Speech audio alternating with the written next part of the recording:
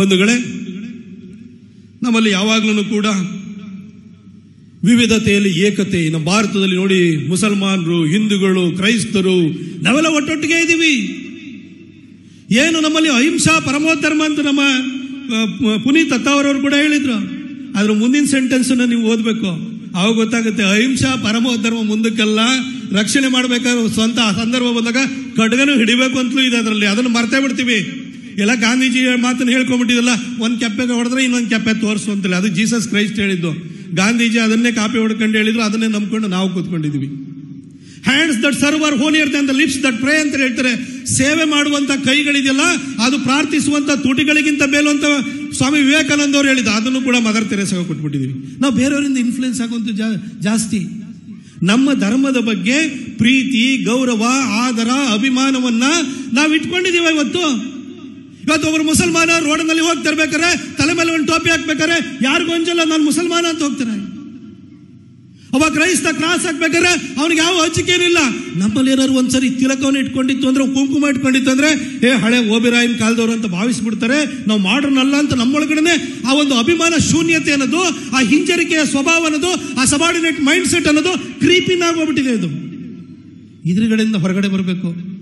ನಾನು ನಿಮಗೆ ಹೇಳ್ತೀನಿ, ವಸುದೈವ ಕುಟುಂಬಕಂ ಅಂತ ಹೇಳಿ ಇಡೀ ಜಗತ್ತು ಒಂದು ಕುಟುಂಬ ಅಂತ ಹೇಳಿದ್ದು ನಾವು. ಆದ್ರೆ ಇಸ್ಲಾಮಲ್ಲಿ ಹೇಳ್ತಾರ, ಕ್ರೈಸ್ತರಲ್ಲಿ ಹೇಳ್ತಾರ ಜಗತ್ತು ಒಂದು ಕುಟುಂಬ ಅಂತ ಹೇಳ್ತಾರ. ಇವತ್ತು ಪ್ರತಿನಿತ್ಯನೂ ಕೂಡ ಮಸೀದಿಯ ಮೈಕ್ ಸೆಟ್ಗಳ ಮೇಲೆ ಆಸಾನ್ ಕೂಬೇಕಾರೆ ಏನ್ ಹೇಳ್ತಾರೆ? ಅಲ್ಲಾಹು ಒಬ್ಬನೇ ದೇವರು, ಅಲ್ಲಾಹನ್ನು ಬಿಟ್ರೆ ಬೇರೆ ಯಾರು ಕೂಡ ಪೂಜೆಗೆ ಭಾಜನರಲ್ಲ ಅಂತ ಹೇಳ್ತಾರೆ.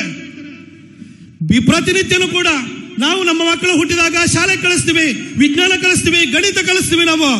ಆದ್ರೆ ಅವರು ಮದ್ರಸಕ್ಕೆ ಕಳಿಸ್ಬಿಟ್ಟು ಕುರಾನ್ ಕಳಿಸ್ತಾರೆ. ಅಲ್ಲಿ ಹೇಳ್ತಾರೆ ಅಲ್ಲಾಹು ಬಿಟ್ರೆ ಬೇರೆ ಯಾರು ಕೂಡ ಪೂಜೆಗೆ ಭಾಜನರಲ್ಲ ಅಂತ ಹೇಳ್ತಾರೆ. ಆ ಮಗುವಿನಲ್ಲಿ ಸದ್ಭಾವನೆ ಅನ್ನೋದು ಬರಕ್ಕೆ ಸಾಧ್ಯನಾ? ಪರಧರ್ಮ ಸಹಿಷ್ಣುತೆ ಅನ್ನೋದು ಬರಕ್ಕೆ ಸಾಧ್ಯನಾ? ಅವ್ರ ಜೊತೆ ನಾವು ಸಹಿಷ್ಣುತೆ ಬಗ್ಗೆ ಮಾತಾಡ್ತೀವಿ.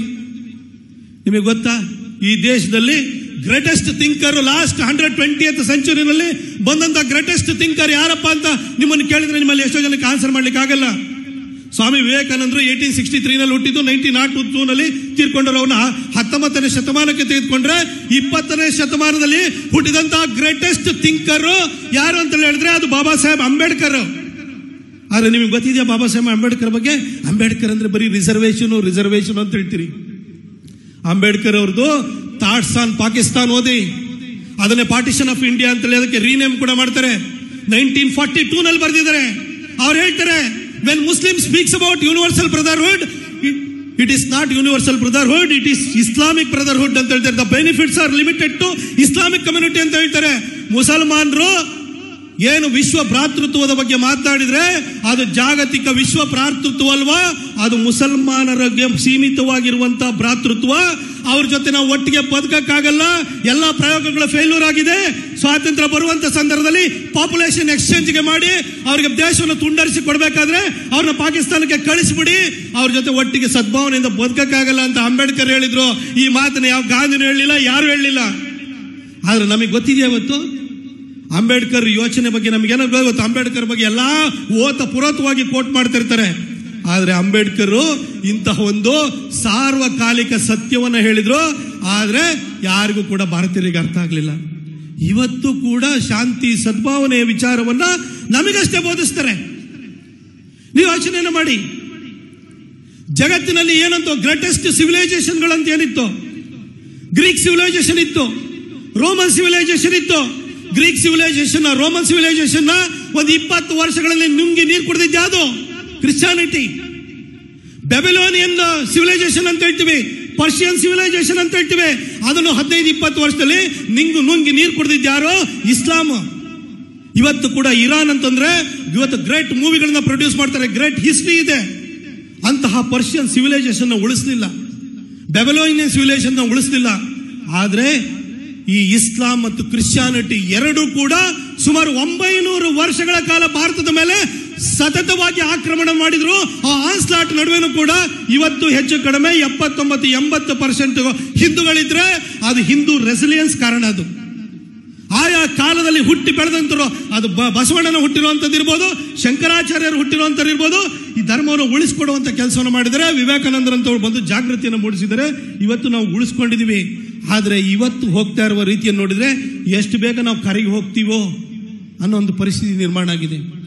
ವಿಶ್ವ ಹಿಂದೂ ಪರಿಷತ್ತು ಪದೇ ಪದೇ ಜಾಗರಣದೊಳದವರು ಅಥವಾ ಬಜರಂಗದೊಳದವರು ಜಾಗರಣ ವೇದಿಕೆಯವರು ಹೇಳ್ತಾ ಇದ್ರೆ ಇವ್ರೇನೋ ಕೇಸರಿ ಶಾಲೆ ಹಾಕೊಂಡ್ಬರ್ತಾರೆ, ಏನೇನೋ ಮಾತಾಡ್ತಾರೆ ಅಂತ ನಿಮಗೆ ಅನ್ನಿಸ್ತಾ ಇರ್ತದೆ. ಆದ್ರೆ ಮುಂದಾಗುವಂತ ಗಂಡಾಂತರವನ್ನ ಅವ್ರು ಹೇಳ್ತಾ ಇದ್ದಾರೆ. ಇವತ್ತು ಯುರೋಪ್ನ ನೋಡಿ, ಇವತ್ತು ಪೋಲೆಂಡ್ ನೋಡಿ, ಇವತ್ತು ಜರ್ಮನಿನ ನೋಡಿ, ಇವತ್ತು ಫ್ರಾನ್ಸ್ ನಲ್ಲಿ ಹೋಯ್ತು ಅಂತಂದ್ರೆ ಪ್ಯಾರಿಸ್ ನಲ್ಲಿ ಐಫೆಲ್ ಟವರ್ ಎದುರುಗಡೆ ಐಫೆಲ್ ಟವರ್ ಅಂತ ಹೇಳಿದ್ರೆ ನಮಗೆ ಎಷ್ಟು ಖುಷಿ ಪಡ್ತದೆ. ಜಗತ್ತಿನ ಅತ್ಯಂತವಾದಂತ ಸುಂದರವಾದಂತಹ ಆ ಟವರ್ ಎದುರುಗಡೆ ಎಲ್ಲರೂ ಹೋಗಿ ಲವರ್ಸ್ ಹೋಗಿ ಫೋಟೋ ತೆಗೆಸ್ಕೊ ಬರ್ತಾ ಇದ್ರು. ಇವತ್ತೇನಾಗಿದೆ ಅಂತಂದ್ರೆ ಆ ಲವರ್ಸ್ ಎದುರು ಹೋಗಿ ಫೋಟೋ ತೆಗೆಸ್ಕೊ ಬರ್ತಿಲ್ಲ, ಅಲ್ಲಿ ಜಿಹಾದ್ಗಳ ಕೂತ್ಕೊಂಡು ಹೋಗಿ ನಮಾಜ್ ಮಾಡ್ತಾ ಇದ್ದಾರೆ. ಅಲ್ಲಿ ಈ ಪರಿಸ್ಥಿತಿ ಭಾರತಕ್ಕೆ ಬರಲ್ಲ ಅಂತ ಯಾಕೆ ಅನ್ಕೊಳ್ತೀರಿ? ಪಕ್ಕದಲ್ಲಿರುವಂತಹ ಕಾಸರಗೋಡು ನೋಡಿನೂ ಕೂಡ ನಿಮಗೆ ಬುದ್ಧಿ ಬಂದಿಲ್ವ? ಇನ್ನೂ ಪಕ್ಕದಲ್ಲಿ ಕಾಸರಗೋಡಿಗೆ ಇಟ್ಕೊಂಡಾದ್ರೂ ಅದ್ರ ಬಗ್ಗೆ ಗೊತ್ತಿದ್ದೂ ಕೂಡ ನೀವು ಬುದ್ಧಿ ಕಲೀಲಿಲ್ಲ ಅಂತಂದ್ರೆ ಮುಂದಿನ ದಿನಗಳಲ್ಲಿ ಪರಶುರಾಮನು ಭೂಮಿನೂ ಕೂಡ ಉಳಿಯುವಂತ ಯಾವ ಸಾಧ್ಯತೆಯಿಲ್ಲ. ಅದಕ್ಕೋಸ್ಕರ ಹಿಂದೂ ಬಾಂಧವರು ಮುಂದಿನ ದಿನಗಳಲ್ಲೂ ಕೂಡ ಒತ್ತಾಗಿ ಇರಬೇಕು. ನಮ್ಮಲ್ಲಿ ನಾವು ಹೇಳ್ತೀವಿ, ನಮ್ಮ ಧರ್ಮದಲ್ಲಿ ಹೇಳ್ತೀವಿ, ಏಕಂ ಸದ್ವಿಪ್ರಾಹ ಬಹುಧಾ ವದಂತಿ ಅಂತ. ಅದನ್ನು ಬಹಳ ಸರಳವಾಗಿ ಹೇಳಬೇಕು ಅಂತಂದ್ರೆ ದೇವರಪ್ಪ ನಾಮ ಹಲವು ಅಂತ ಹೇಳ್ಬೋದು. ಅಂದ್ರೆ ಸತ್ಯವನ್ನು ನಾವು ಬೇರೆ ಬೇರೆ ರೀತಿಯಲ್ಲಿ ಕಂಡುಕೊಳ್ತೀವಿ ಅಂತ ನಾವು ಹೇಳ್ತೀವಿ. ಆದ್ರೆ ಮುಸಲ್ಮಾನರು ಹಿಂದೂಗಳನ್ನು ಕೂಡ ನಮ್ಮ ದೇವರನ್ನ ನಮ್ಮ ಪೂಜೆಗೆ ಭಾಜನರಾಗಿರೋರ್ನ ಅವ್ರ ದೇವರಂತ ಒಪ್ಕೊಳ್ತಾರ. ಅಲ್ಲಾಹು ಬಿಟ್ರೆ ಯಾರು ಪೂಜೆಗೆ ಭಾಜನರಲ್ಲ ಅಂತ ಹೇಳ್ತಾರೆ. ಜೀಸಸ್ ಕ್ರೈಸ್ತನ ಬಿಟ್ರೆ ದೇವರ ಮಗ, ಆತನ ಬಿಟ್ರೆ ಯಾರು ಪೂಜೆಗೆ ಭಾಜನರಲ್ಲ ಅಂತ ಹೇಳಿ ಕ್ರೈಸ್ತರು ಹೇಳ್ತಾರೆ. ಅವ್ರ ಜೊತೆ ಹೆಂಗೆ ಸದ್ಭಾವನೆ ಬರ್ಲಿಕ್ಕೆ ಸಾಧ್ಯ? ನಮ್ಮ ಧರ್ಮ ಹೇಳಿರೋದಷ್ಟೇ ಏಕಂ ಸದ್ ವಿಪ್ರಾಹ ಬಹುಧಾ ವದಂತಿ ಅಂತ ಹೇಳಿ ನಾವು ಹೇಳಿದಿವತ್ತು, ಅವ್ರು ಹೇಳಿಲ್ಲ. ಅವ್ರು ಹೇಳ್ಬೇಕಲ್ವಾ? ಸದ್ಭಾವನೆ ಬರಬೇಕು ಅಂತ ಹೇಳಿದ್ರೆ ಅವ್ರ ಬಾಯಿಂದ ಆ ಮಾತು ಬರಬೇಕು. ಅವ್ರ ಬಾಯಿಂದ ಬರದಲ್ಲೇ ಅವ್ರ ಎದೆನಲ್ಲಿ ಆ ಬದಲಾವಣೆ ಬರದಿದ್ರೆ ಬರೀ ಹಿಂದೂಗಳಷ್ಟೇ ಬಗ್ಗಿ ಇತ್ತಿದ್ರೆ ಒಂದು ದಿನ ನಿಮಗೆ ಬೆನ್ನಿಗೆ ಗುದ್ದುತ್ತಾರೆ ಹೊರತು ಇನ್ ಯಾವ ಬದಲಾವಣೆ ಆಗಲ್ಲ. ಅದನ್ನು ನೀವು ಅರ್ಥ ಮಾಡಿಕೊಳ್ಳುವಂತಹ ಕಾಲ ಸನ್ನಿಹಿತವಾಗಿದೆ. ಅಂತ ಒಂದು ಕಾಲಘಟ್ಟದಲ್ಲಿ ನೀವು ಇದ್ದೀರಿ ಅಂತ ಹೇಳಿ ಈ ವೇದಿಕೆ ಮುಖಾಂತರ ನಿಮಗೆ ಹೇಳಲಿಕ್ಕೆ ಬಯಸ್ತೀನಿ. ಬಂಧುಗಳೇ, ನಮ್ಮ ಧರ್ಮವನ್ನು ನೋಡಿ, ನಮ್ಮ ಧರ್ಮದ ಅಂತಸತ್ವವನ್ನು ತೋಳಿ. ಇಸ್ಲಾಮಿಗೆ ಇರುವಂತದ್ದು 1600 ವರ್ಷದ ಇತಿಹಾಸ, ಕ್ರಿಶ್ಚಿಯಾನಿಟಿಗೆ 2000 ವರ್ಷದ ಇತಿಹಾಸ ಇದೆ.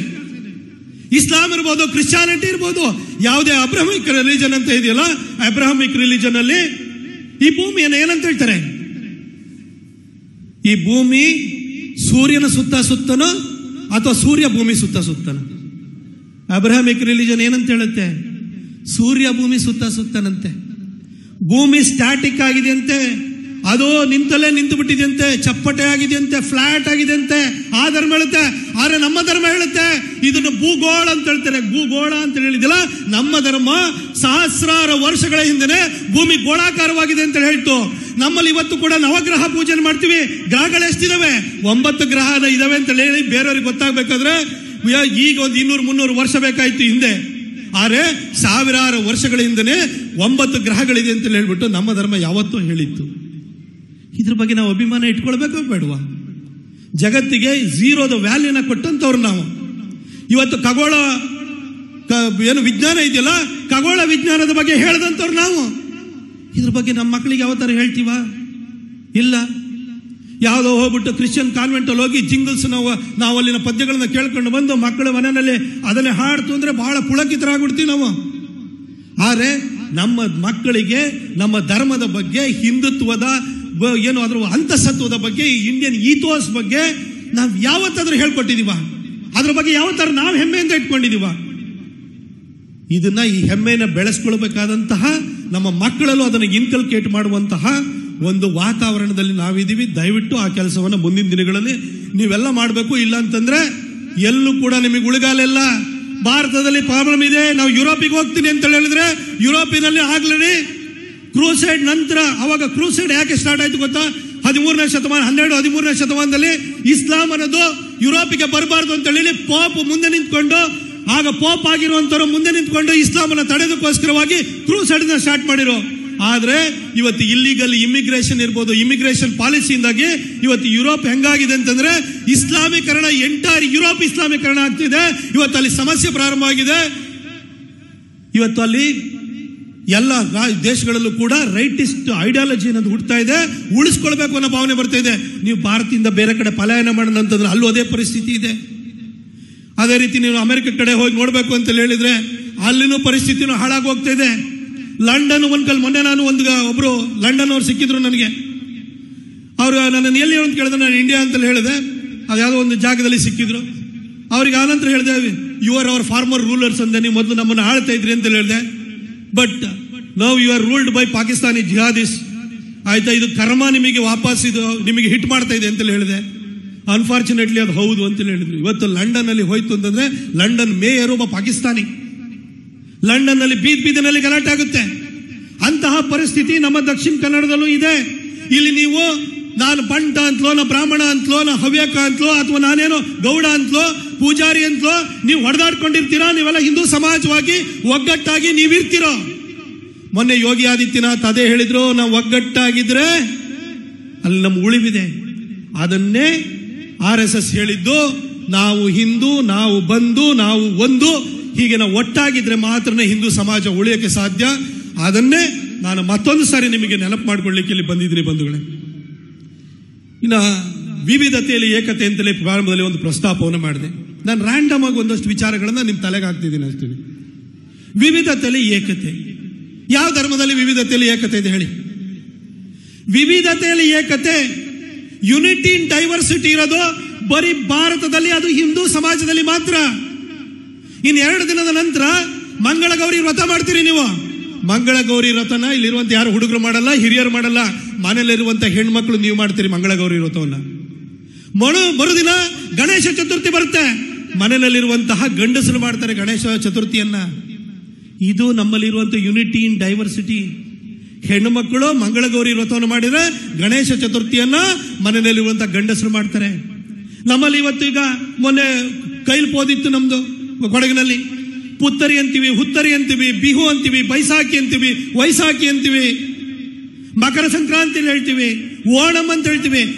ಹಾರ್ವೆಸ್ಟ್ ಸೀಸನ್ ಬಂದಾಗ ಒಂದೊಂದು ರಾಜ್ಯಗಳಲ್ಲಿ ಒಂದೊಂದು ಹೆಸರಿನಲ್ಲಿ ಆ ಹಾರ್ವೆಸ್ಟ್ ಸೀಸನ್ ನಾವು ಸೆಲೆಬ್ರೇಟ್ ಮಾಡ್ತೀವಿ. ಅದು ವಿವಿಧತೆ. ವಿವಿಧತೆಯಲ್ಲಿ ಏಕತೆ ಅನ್ನೋದು ಅಷ್ಟೇನೆ. ಇವತ್ತು ನೀವು ನೋಡಿ, ಇಲ್ಲಿರುವಂತಹ ನಮ್ಮ ಕೊಡಗಿನಲ್ಲಿ ಬನ್ನಿ, ಕೊಡವರ ಉಡುಗೆ ತೊಡುಗೆ ಬೇರೆ, ಅರೆಭಾಷೆ ಗೌಡರ ಉಡುಗೆ ತೊಡುಗೆ ಬೇರೆ, ಭಾಷೆ ಬೇರೆ, ಸಂಸ್ಕೃತಿ ಬೇರೆ, ಆಚಾರ ವಿಚಾರಗಳು ಬೇರೆ ಆಗಿರುತ್ತೆ. ಆದ್ರೆ ನಾವೆಲ್ಲರೂ ಕೂಡ ಒಟ್ಟಿಗೆ ಹಿಂದೂಗಳಾಗಿ ನಾವು ಒಟ್ಟಿಗೆ ಇರ್ತೀವಿ.